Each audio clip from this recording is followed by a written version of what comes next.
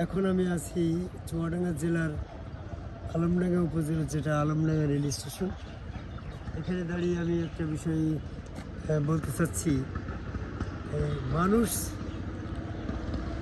আল্লাহর নিসরতের তৈরি, এই বিষয়ে কোরআন ভিত্তিক যুক্তি আয়াত কি, এই বিষয়টা বলতে গেলে বিষয়টা আসছে যে আল্লাহ পৃথিবীতে যখন কোনো কিছু সৃষ্টি করছে বা সৃষ্টি করতে মন স্থির করে, সেই বিষয় শুধু বলে হও আর তা হয়ে যায়। সেটা মরিমের 35 নম্বর। আবার এই মানুষ তৈরির ক্ষেত্রে দেখা গেল যে আয়াত আসছে যে আল্লাহ মানুষকে মাটি কাদা দিয়ে তৈরি করছে।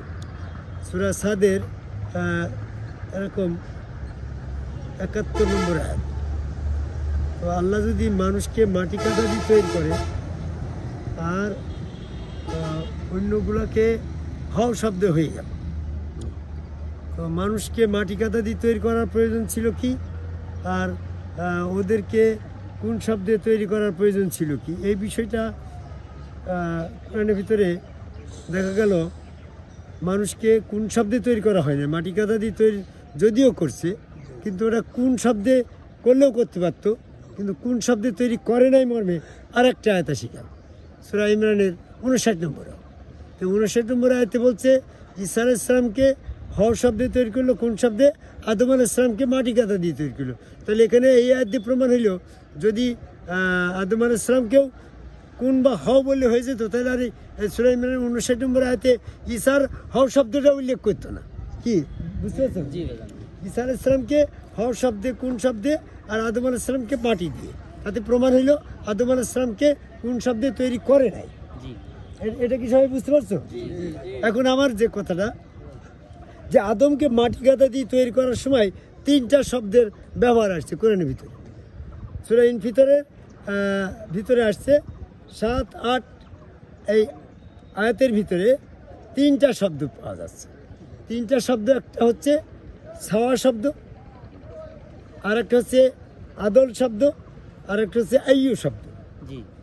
যে দেখা যাচ্ছে ফা ছাওয়াকা ফা আদালাকা ফি আইয়ু সুরাত। আদম তৈরির ক্ষেত্রে, মানুষ তৈরির ক্ষেত্রে 3টা শব্দকে যদি ব্যবহার করা হয়, তাহলে আইয়ু মানে যেমন তেমন, আর আদল মানে সামঞ্জস্য, আর ছাওয়া মানে সমান সমান। মানে এদিকে 1.5 কেজি পাথর, এদিকে 1.5 কেজি গুড়, সমান সমান। এরকমভাবে সামঞ্জস্য, আদল মানে এই বাড়ির সামঞ্জস্য করে এই বাড়ির আদলে এই বাড়ি, তার মানে আদল মানে সামঞ্জস্য। তাহলে এই পাশে আর আইয়ু মানে যেমন তেমন। তাহলে এই 3টা শব্দের সাদৃশ্য বস্তু হিসাবে এদিকে কিছু থাকা লাগে। একটা বস্তু থাকলে সেই বস্তু যেমন, এই বস্তু তেমন, তুলনামূলক। এইখানে যেমন এই বস্তুর সামঞ্জস্য করে এইটা, আর এই বস্তুর সমান সমান করে এইটা। তো তাহলে যে বস্তু, যে আদম তৈরির ক্ষেত্রে এই 3টি শব্দ ব্যবহার করতে গেলে এটা প্রমাণ হয় যে আদম তৈরির সময় কোনো একটা আকৃতির সামঞ্জস্য করে সমান সমান করে যেমন আকৃতি সেটা তেমন আকৃতি দিয়ে মানুষ তৈরি করা হয়েছে, এটা প্রমাণ হয়। যেমন তোমার নাম জমির উদ্দিন, তোমার বাপ যেমন তুমি তেমন, তোমার দাদা যেমন তোমার বাপ তেমন। এভাবে বলতে বলতে হাবিল কাবিলের ক্ষেত্রে কথাটা কেমন হয় গো? যে আদম যেমন হাবিল কাবিল তেমন, আদম যেমন হাবিল কাবিল তেমন, আইয়ু যেমন তেমন। আদমের সামঞ্জস্য করে হাবিল কাবিল, এটা হচ্ছে আদল শব্দ। আর সমান সমান ছাওয়া শব্দ। তাহলে আদম যেমন আদমের সমান সমান করে হাবিল কাবিল, এটা তো হাবিল কাবিলের বিষয়টা পারা। আদম ওই দিক ছিল, তার ক্ষেত্রে 3টা শব্দের ব্যবহার পাওয়া গেল হাবিল কাবিলের সময়। কিন্তু আদমের আগে তার আদমের বাপ ছিল না, তাহলে সেখানে নিশ্চয়ই ওই 3টা শব্দকে যদি প্রয়োগ করা হয়, তাহলে কথাটা ওই পাশে আর আকৃতি থাকা লাগে। সেই আকৃতিটা সামঞ্জস্য করে মানুষ তৈরি, সেই আকৃতির সমান সমান করে মানুষ তৈরি, সেই আকৃতির যেমন আকৃতি তেমন আকৃতিতে মানুষ তৈরি। তাহলে ওইদিকে আল্লাহ বলছে সূরা 3-এর 4 নম্বর আয়াতে বলছে লাকাদ খালাকনাল ইনসানা হাসানা থাকবে। আদমকে আমি এমন একটা আকৃতির অনুকরণ করেছি যেটা সর্বোত্তম আকৃতি।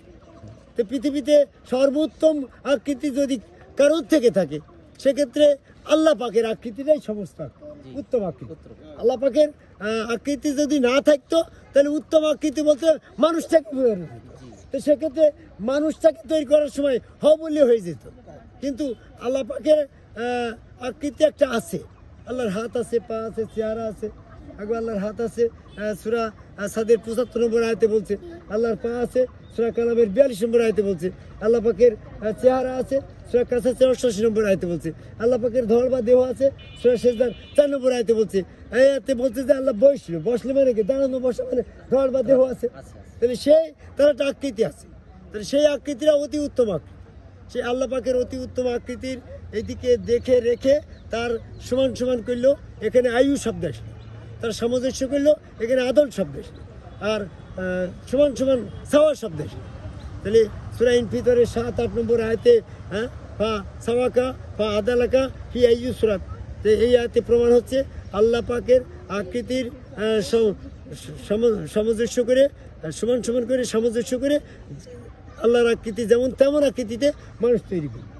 তাহলে আল্লাহ পাকের আকৃতি মানুষের, আল্লাহ পাকের আকৃতির দিয়েই আল্লাহ মানুষ তৈরি করেছে।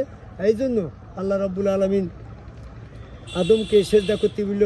যে চেহারায় সেজদা করা হয় সেই চেহারাটা আল্লাহর চেহারা হতে হবে। কারণ চেহারা আল্লাহর চেহারা বাদে যদি কোনো জায়গায় সেজদা হয় তাহলে শিরক হয়ে যায়। কারণ সেজদার মালিক যিনি, চেহারার মালিকও তিনি। তাহলে সমস্ত সেজদার মালিক এক আল্লাহ। তাহলে যে চেহারায় সেজদা দেওয়া নির্দেশ করলো আল্লাহ, তাহলে চেহারার দিচ্ছে আল্লাহ। এই জন্য আল্লাহ ওখানে নিজ চেহারা মানুষকে দিল। নিজ চেহারা মানুষকে দিল কিভাবে দিল? রেস্টার্ট করে দিল না, আমানত ছড়ি। তাহলে এই জন্য 100% মানুষের চেহারা সব আল্লাহ পাকের দেওয়া আমানত। এই আল্লাহ পাকের দেওয়া আমানতের করে যখন রসুল স্রোতে আল্লাহ বিশ্বাস করে, ওই হাত আল্লাহর, পা আল্লাহর, চেহারা আল্লাহর, ওই চেহারার ভিতরে যখন আল্লাহ বিশ্বাস করে সাহাবারা নবী মুহাম্মদ সাল্লাল্লাহু আলাইহি ওয়াসাল্লামের কাছে সেজদা দিল, তখন ওই রসুল স্রোতে আল্লাহ পাকের দর্শন পেল।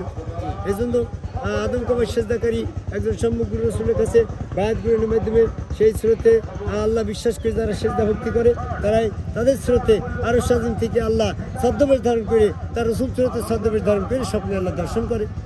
এই বিষয়টাকে সবার কোরআন ভিত্তিক বুঝ দেওয়ার আহ্বান করে আমার কথা শেষ করি। জয় গুরু। জয় গুরু।